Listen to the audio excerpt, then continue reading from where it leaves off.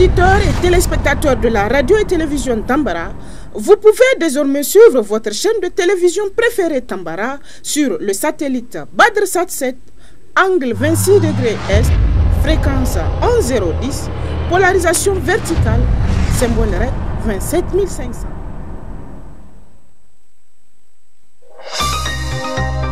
Suivez le journal avec STM Transport Voyageurs, une nouvelle façon de voyager.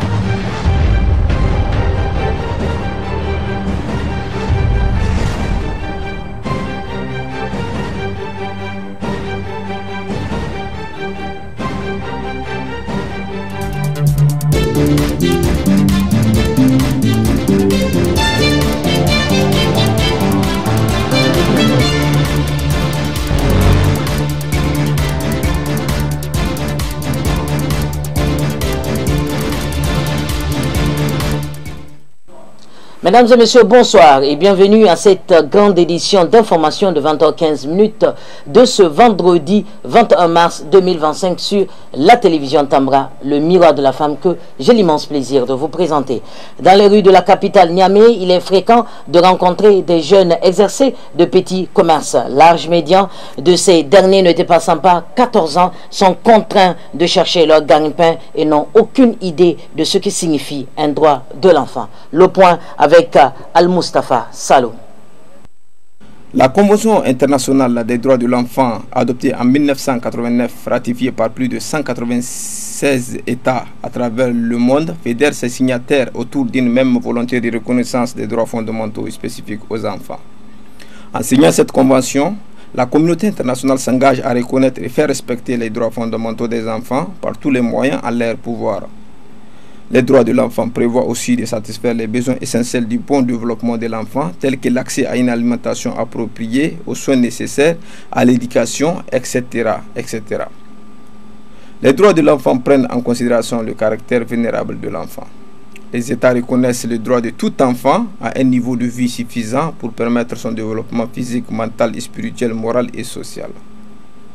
Cependant, la pauvreté extrême et multidimensionnelle prive les enfants de ce dont ils ont le plus besoin.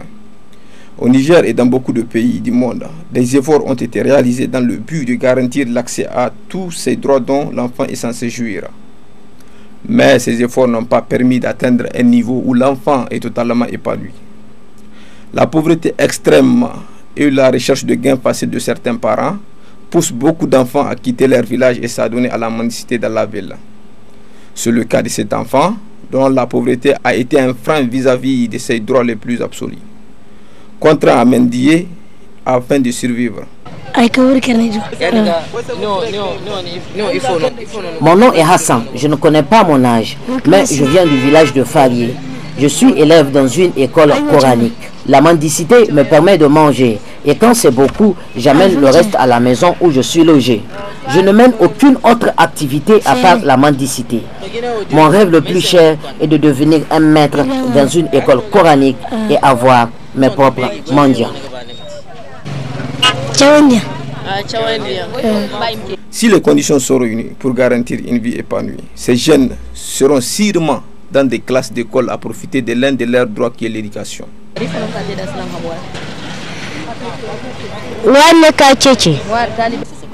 Je m'appelle Tagidi. Je ne connais ni mon âge ni mon village. Je suis arrivé en ville avec mon maître. Je pratique la mendicité pour avoir de quoi manger. Je passe toute ma journée au marché de Dar Salam, des fois jusqu'à 19h avant de rentrer à la maison pour l'enseignement coranique.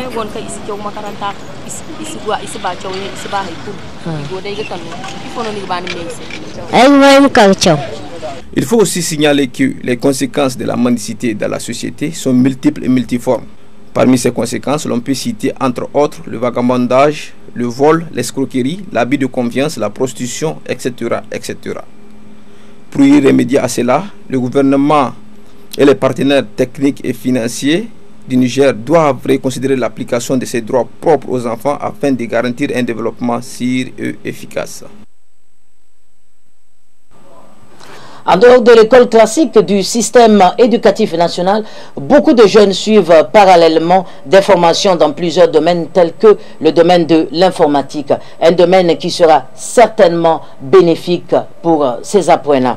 Le reportage avec Hadiza Abdulrazak. La population du Niger est principalement composée d'enfants dont l'âge médian n'est que de 14 ans. Avec près de la moitié des Nigériens vivant dans la pauvreté, les enfants sont en danger et ont peu d'opportunités de sortir de cette situation. 80% de la population vit en zone rurale, ce qui rend l'accès à certaines installations comme l'eau potable, le soin de santé et encore l'éducation plus difficile. À cause de la pauvreté endémique, de nombreux parents empêchent leurs enfants d'aller à l'école afin que ces derniers travaillent à temps plein et contribuent financièrement aux dépenses de la famille. Comme tous ces droits dont jouit l'enfant qui sont le droit à une identité, droit de vivre en famille, droit à la santé, droit à la protection de la vie privée. L'éducation aussi constitue un droit fondamental de l'enfant. L'éducation permet notamment de transmettre les principes communs aux nouvelles générations, de conserver et perpétuer les valeurs de toute une société.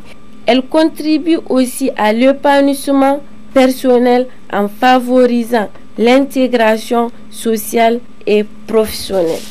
Ce sont ces aspects conjugués qui ont poussé quelques jeunes à s'offrir une formation dans le domaine digital qui est l'informatique. Et je me prépare aussi pour mon avenir parce que une fois après mon bac, je vais être gendarme. C'est pour ça que je vais apprendre l'informatique. Mais maintenant on dit qu'on ne prend plus les filles sans diplôme. C'est pour ça que je suis venue m'inscrire. De ne pas laisser cette chance le rater. Venir s'inscrire dès maintenant. Parce que j'ai laissé moi aussi cette chance plusieurs fois. Il en est de même pour cette jeune fille qui est consciente que l'éducation s'avère un de leurs droits fondamentaux et décide elle aussi de suivre une formation afin d'être utile à sa famille et à la société. Comme j'ai vu l'informatique, c'est dans ce domaine que personne ne part au chômage. L'informatique, c'est vraiment un très bon domaine. Je me suis dit de venir apprendre parce que c'est vraiment intéressant l'informatique en fait. Savoir manipuler les ordinateurs, à vrai dire l'informatique, c'est pas à la portée de n'importe qui. Savoir faire l'informatique, c'est vraiment un très bon outil. Quelle est la durée de cette formation? Je prie mes soeurs de venir s'inscrire dans cette formation d'informatique parce que là, vraiment, rester à la maison sans rien faire, c'est vraiment pas bien. Venir apprendre, pas seulement dans la formation informatique, chercher des formations à faire, ne pas rester à la maison, chercher au moins un travail à faire, c'est vraiment bon. C'est mieux pour nous tous. Pour cela, le gouvernement devra adapter une politique propre aux droits des enfants, car ces derniers constituent les socles, voire les piliers d'un développement certain. Parlons toujours des enfants sur la télévision Tambra. Au Niger, comme dans beaucoup de pays de la sous-région, les droits fondamentaux ne sont pas totalement garantis par certains parents. Et cet aspect fait naître des phénomènes divers tels que la mendicité. Reportage. Le Niger est un pays vaste et aride où les conditions de vie, notamment celles des enfants, sont très difficiles. Pour ces enfants, la pauvreté combinée à un manque de soins, de santé, d'éducation, d'installations sanitaires adéquates pose de grands défis et augmente le risque de trafic d'enfants, de maltraitance ou de prostitution.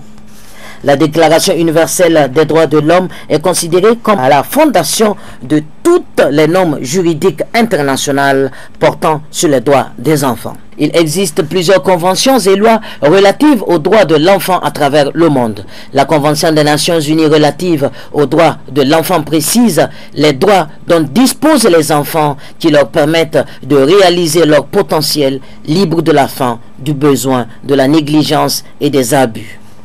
La Convention sur le droit des enfants offre une vision de l'enfant en tant qu'individu, membre d'une famille et d'une communauté ayant des droits en accord avec son âge. Le non-respect de ces droits entraîne plusieurs facteurs tels que la mendicité, la délinquance et bien d'autres phénomènes. Certains par contre quittent leur village pour se rendre à la ville dans l'optique d'avoir de quoi manger afin de survivre. C'est le cas de cet enfant venu en ville pour s'adonner à la vente d'eau en sachet.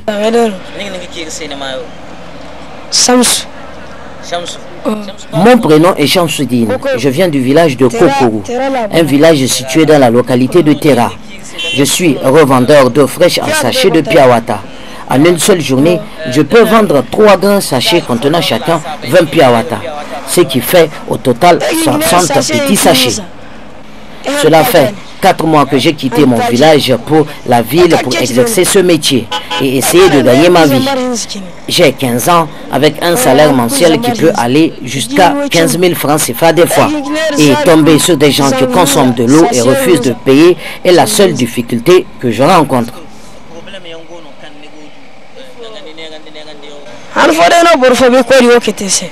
Il en est bien d'autres cas pour beaucoup d'autres jeunes.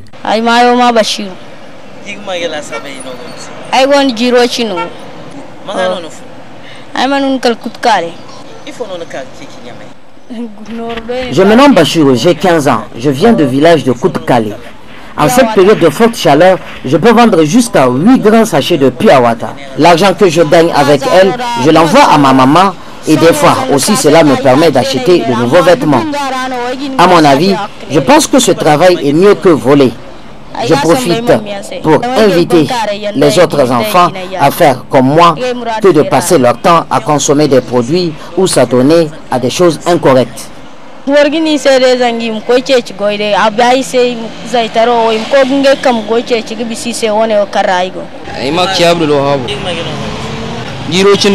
Je m'appelle Abdul Wahab, je viens de Loga, j'ai 15 ans également. Je suis revendeur de cannelle et de pluie de girofle. Je suis mon propre chef et j'ai commencé à exercer ce métier cette année. J'ai un chiffre d'affaires allant de 10 à 15 000 francs CFA la journée. La recette mensuelle est envoyée à ma maman au village. Avec cet argent, je contribue aux dépenses de la famille et épargne le reste pour mon avenir. Travailler est mieux que voler ou encore mendier.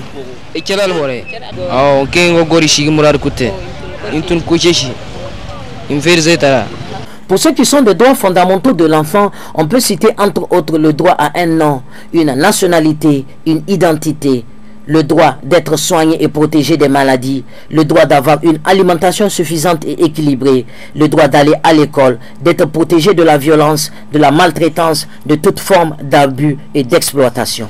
Mais au Niger, les enfants ne jouissent pas totalement de ces droits. À cause des parents ou tuteurs négligents, la plupart ne mangent pas à leur faim et abandonnent l'école dès le bas âge. D'autres par contre sont renvoyés de leur village pour la ville, pour l'apprentissage coranique, et c'est de là qu'ils subissent toute forme de traitement indigne à leur âge. Pour un avenir prospère, il est primordial de mettre l'accent sur le respect des droits de l'enfant, car il représente l'avenir certain de demain. Un enfant épanoui constitue le socle d'un développement sûr et certain.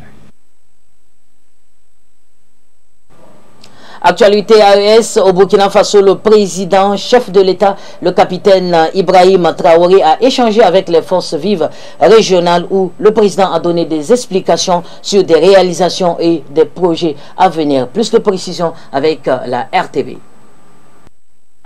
Aller vite et bien dans la guerre et le développement.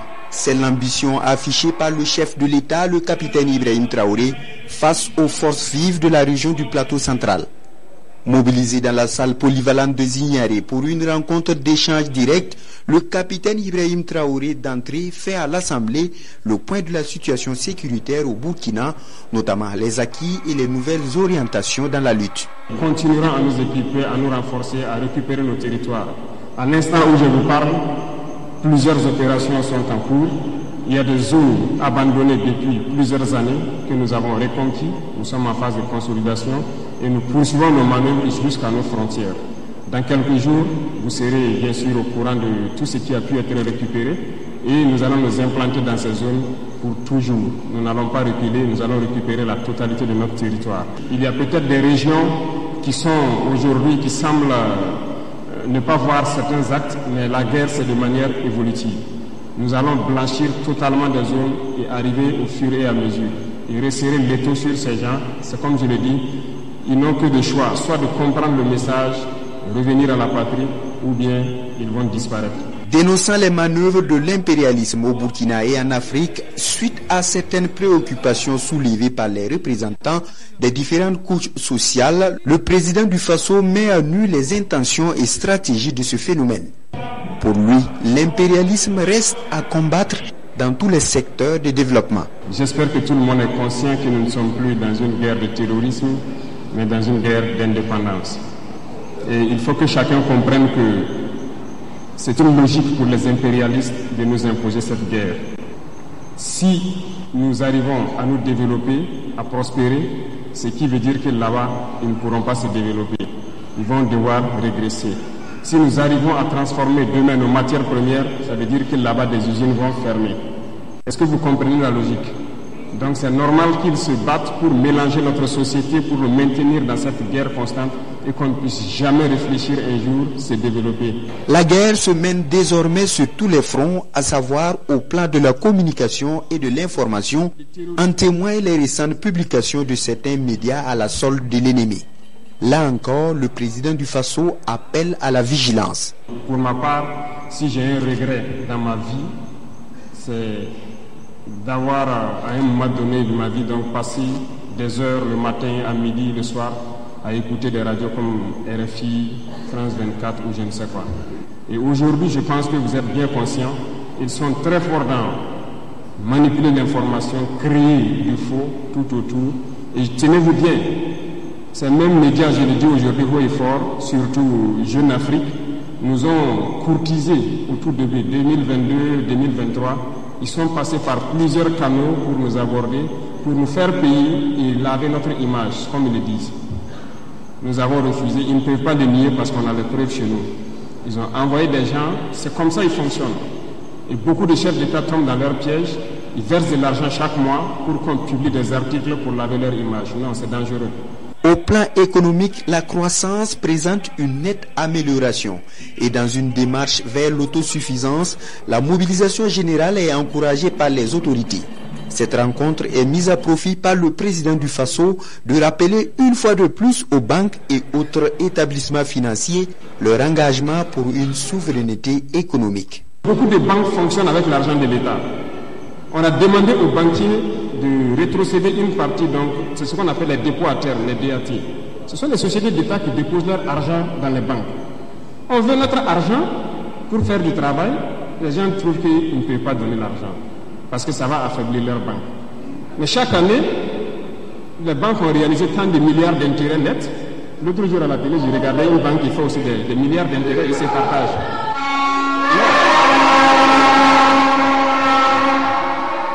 Soit on se comprend vraiment autour d'une table, ou bien nous on va passer à une autre méthode. Et ce matin, je tenais à faire cette déclaration pour que vous compreniez que la bagarre qui va commencer, la poussière va se soulever comme on aime le dire.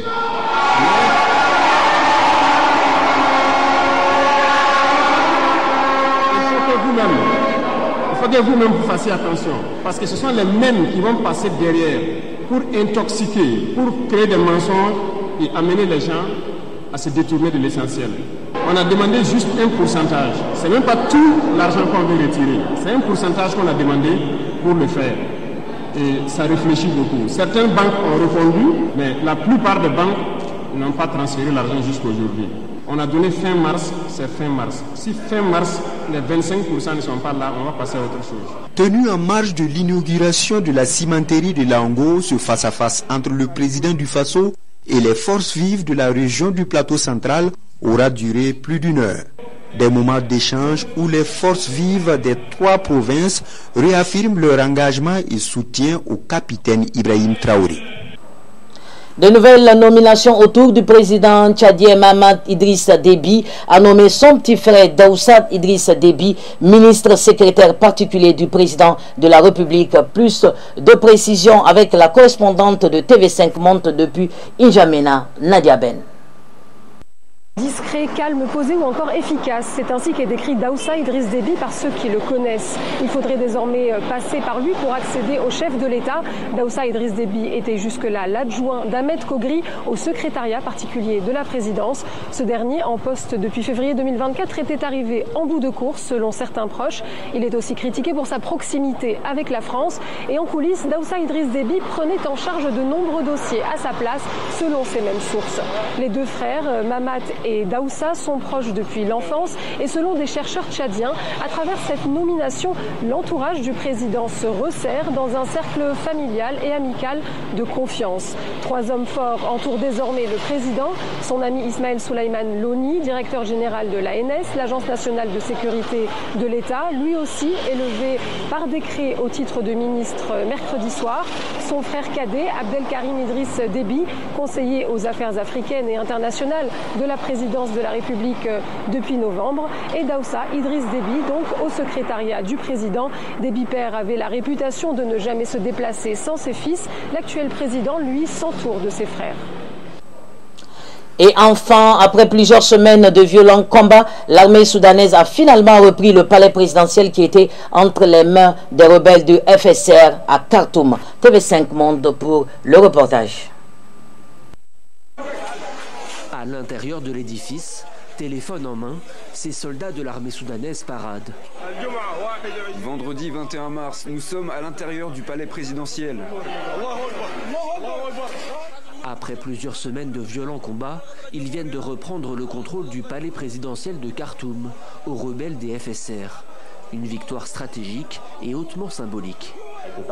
Dans une bataille héroïque, nos forces ont été couronnées de succès aujourd'hui à Khartoum, où elles ont réussi à écraser les vestiges de la milice terroriste dans les zones du centre, du marché arabe et des bâtiments du palais républicain, symbole de la souveraineté, de la fierté et de la dignité du peuple soudanais. Doucement mais sûrement, l'armée loyaliste du général El Bourhan regagne le contrôle de la ville de Khartoum. Depuis près de 2 ans, elle se bat dans la capitale soudanaise, mais aussi dans le reste du pays, contre les FSR, les forces de soutien rapide, une milice paramilitaire dirigée par le commandant Hemeti. Le conflit aurait fait plus de 150 000 morts et forcé à l'exode 12 millions de personnes. C'est aujourd'hui l'une des plus grandes crises humanitaires au monde et en même temps l'une des moins médiatisées. 2 années de violence implacable ont gangréné le Soudan. 2 années de dévastation, de déplacement et de morts. Des millions de personnes déracinées, des dizaines de milliers de tués. La famine qui resserre son emprise, 2 années de souffrance qui ont rencontré l'indifférence et l'inaction. Un silence qui scandalise de nombreuses ONG. Désemparées, elles peinent à mobiliser les gouvernements et les opinions publiques. Près de la moitié de la population soudanaise, soit environ 20 millions de personnes, vit dans l'attente d'une aide humanitaire. Mesdames et messieurs, c'est l'essentiel de l'actualité de ce vendredi 21 mars 2025 sur la télévision Tambara, le Miroir de la femme. Les programmes continuent et que Dieu bénisse le Niger et son peuple. Au revoir.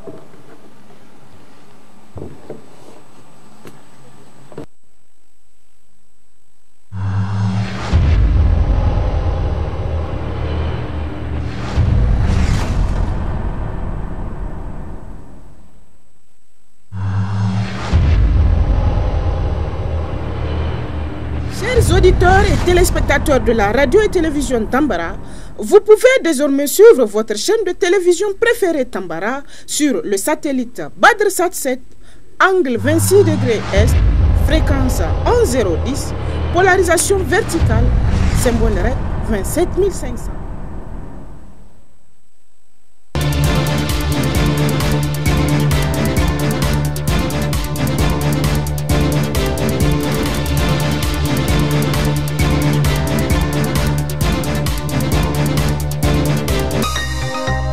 Ce journal vous a été présenté par STM Transport Voyageurs. Une nouvelle façon de voyager.